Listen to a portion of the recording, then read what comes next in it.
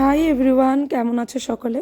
ভালো আছো আশা করি। আমিও আছি, কোনো প্রকার কোনো রকমই আছি, ভালো নেই বেশি একটা, তবে আছি মোটামুটি। ভালো তো থাকতেই হবে, বাচ্চাদের জন্য অন্তত আমাদের মতন মাদের ভালো থাকতে হয়, তাই না? সকালবেলা চা করতে এসে গেলাম, রান্নাবান্নার আয়োজনটা করে নেবো।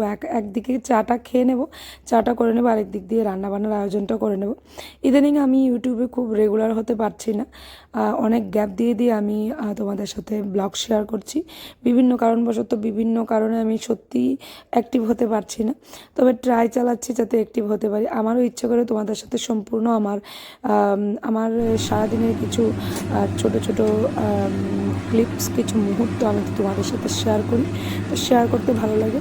অ্যাকচুয়ালি আগে থেকে আমি সব ছোট ছোট ব্লগ, মিনি ব্লগ এইসব বানাতে খুব ভালোবাসতাম।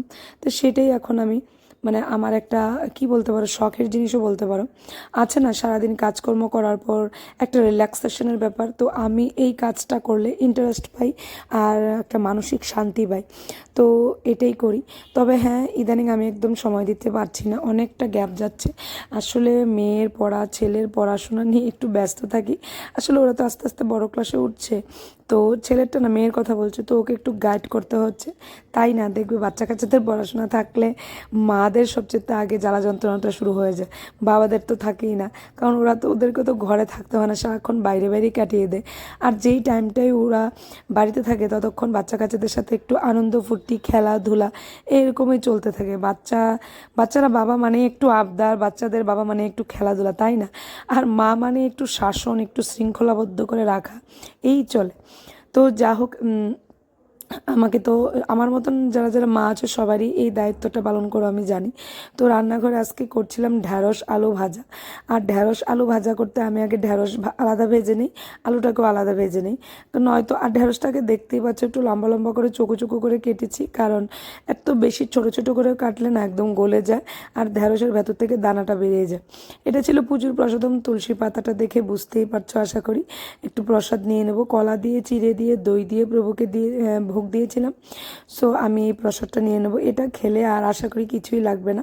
আর মেয়েকেও দিয়ে দেবো একটু, তো মেয়েকেও দিয়ে দেবো, আমিও খেয়ে নেবো। আর মাধবের অবস্থা দেখো, একদিকে ঢ্যাঁড়স ভাজাটা বসিয়ে দিলাম, আরেকদিকে দেখো আলুটাও ভেজে নিচ্ছি। আলুটা একটু দেখতে পাচ্ছ একটু বড় বড় করেই ভেজেছি। আর এদিকে চলে এলাম ঢ্যাঁড়স আলু ভাজা দুই দিকে বসিয়ে ঢেকে দিয়ে চলে এলাম এদিকে বেডশিটটাকে চেঞ্জ করতে। অনেকটা দিন হয়ে গেল বেডশিট চেঞ্জ করি না, তো ভাবলাম আজকেই টাইম আছে, বেডশিটটাকে চেঞ্জ করে নিই। চেঞ্জ না করলে হবে না।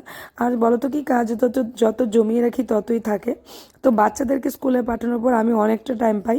বাচ্চাদেরকে বলতে, আমার মেয়ে তো স্কুল থেকে আসে সেই 3:45, 4:15, ম্যাক্সিমাম 4:15 সময় আসে, 4:15 আসে। আর ছেলে আসতে আসতে সেই 2। তো ওদেরকে আমি রওনা করিয়ে দিয়ে 11:15 কিংবা 11টা বাজে 10 মিনিট আগে। তো অনেকটা টাইম কিন্তু আমার হাতে থাকে। এই ফাঁকে আমি অনেকটা টাইম কভার করতে পারি আমার নিজের জন্য, মানে রান্না বান্না, ঘরদোর ঝাড় দেওয়া, মোছা, কাপড় চোপড় ধোয়া, অনেকটা টাইম পাই। তো এই টাইমে আমি অনেকটা কাজ আমি এগিয়ে রাখি, যাতে ওরা আসলে আমাকে আর কাজে হাত দিতে না হয়, ওদের সাথেই টাইমটা স্পেন্ড করতে পারি। আর যদিও টাইম স্পেন্ড না করে লাভ কি বলো তো, বাচ্চা তো, ছেলেকে তো সবসময় সাথে সাথে রাখতে হয়। ওকে ছাড়া আমি, মানে ও আমাকে ছাড়া কারো কাছে থাকতে চায় না। আর আমার ঘরে তেমন কেউ নেই যে ওকে একটু আলাদাভাবে দেখে রাখবে, আমি অন্য কোনো কাজ করতে পারবো। এই যে বলো, স্কুল আর টিচারের বাড়িতে যতটুকু থাকে ততটুকুই, এর বেশি না, এর বেশি টাইম ও আলাদা থাকে না, আমার সাথেই থাকে। তো বেডশিটটাকে চেঞ্জ করে গুছিয়ে গাছিয়ে চলে এসেছি এখানে, দেখো রান্নাঘরে। আলুটা কিন্তু বেশ ভাজা হয়ে গেল, একটু ভালোই ভাজা হয়েছে। তেলটা কিন্তু একদম অল্প দিয়ে করেছিলাম। যাক, ঢেকে ঢেকে না আঁচ কমিয়ে রান্না করলে অনেকটা হেল্প হয় বন্ধুরা, আমি দেখেছি। একটু আঁচ কমিয়ে অল্প তেল দিয়ে যদি ঢেকে ঢেকে রান্না করা হয়, অনেকটা হেল্প হয়ে যায় আমাদের। তো এইদিকে দেখো, ওদের স্কুলে যাওয়ার জন্য যে একটু শরবত তৈরি করে দেবো, বলতে একটু গ্লুকন্ডি তৈরি করে দেবো। আমি না একটু গ্লুকন্ডি এনে এটার সাথে আমি কী যেন বলে তোমার, একটু ট্যাঙ্ক মিশিয়ে রাখি। তো ট্যাঙ্কটা মিশিয়ে রাখলে মাধব আর বুঝতে পারে না যে সম্পূর্ণটা গ্লুকন্ডি ট্যাঙ্ক নয়, গ্লুকন্ডিও মেশানো আছে। তো এদিকে একটু শরবত বানিয়ে নিলাম, ওদের বোতলে ঢুকিয়ে দিয়ে দেবো, তাহলে ওরা স্কুলে নিয়ে যেতে পারবে। গরমটা তো একটু বেশিই পড়েছে, তো আমি মনে করি একটু এরকম হেলদি ড্রিঙ্কস খাওয়া ভালো। হেলদি ড্রিঙ্কস কি, মানে যাই বলো, রোদ থেকে বাঁচার জন্য। আর আমার ছেলে তো সারাক্ষণ দৌড়াদৌড়ি হুড়োহুড়ি স্কুলে গিয়েও করে। তো দেখো, ঢ্যাঁড়স আলু ভাজাগুলোকে, ঢ্যাঁড়সগুলি ভেজে নেওয়ার পর, আলুগুলো ভেজে নেওয়ার পর এগুলোকে একসাথে মিশিয়ে নিলাম। মিশিয়ে নিয়েছি, কারণটা হলো একসাথেই থাক, একসাথেই ভাজাটা করব ভেবেছিলাম, শুধু আলাদা আলাদা করছি একটা কারণেই, যাতে মানে গলে না যায় ঢেঁড়সটা। তো এই দিকে দেখো অন্য কিছু একটা রান্না করব। তো পেঁয়াজগুলি কিন্তু অনেকগুলো পেঁয়াজ কেটে নিয়েছি, পেঁয়াজগুলো দিয়ে দিচ্ছি। পেঁয়াজগুলো দিয়ে দিচ্ছি কারণ আজকে রান্না করব একটু শীতল ভর্তা। আই থিঙ্ক ছেলে মেয়েকে দিয়ে দিলাম, এখন আমার পালা। আমি খাইনি, এখন আমি খেয়ে নিই।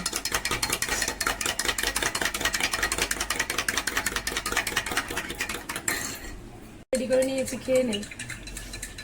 আর রান্না বেশিক্ষণ নেই, শীতলের ভর্তাটা করলেই শেষ হয়ে যাবে।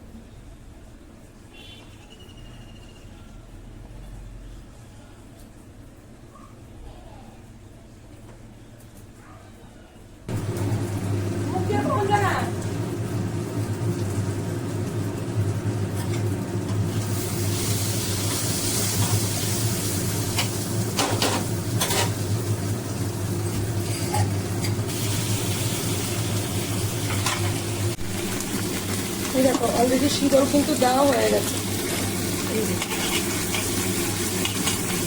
এই দিন হাত থেকে পরে কড়াইয়ের এটা ভেঙে গেল।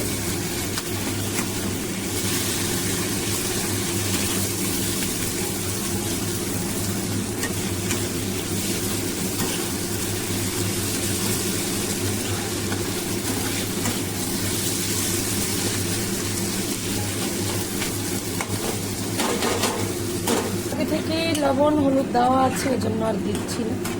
এখন শুধু সেদ্ধ হওয়ার পরে ভালোভাবে এটা সেদ্ধ হবে। চলো ততক্ষণে কিছু কাজ আছে, এগুলো সেরে নিই।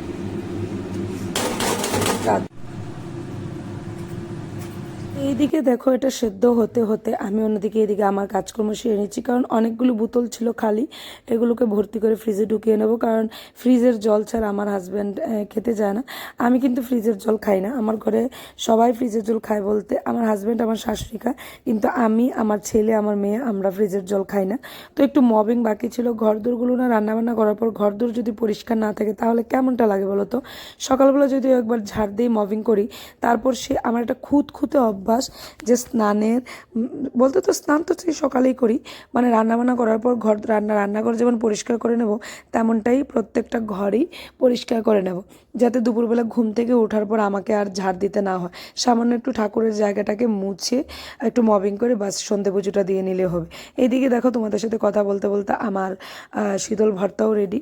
আর এদিকে টেবিলে এনে রাখছিলাম। ইদানিং কিন্তু একটু পিঁপড়ের সমস্যা হচ্ছে বন্ধুরা, তোমাদের এদিকে হচ্ছে কিনা জানি না। হয়ে গেল আমার, আর এখানে আছে ঢ্যাঁড়স আলু ভাজা, এই রান্না।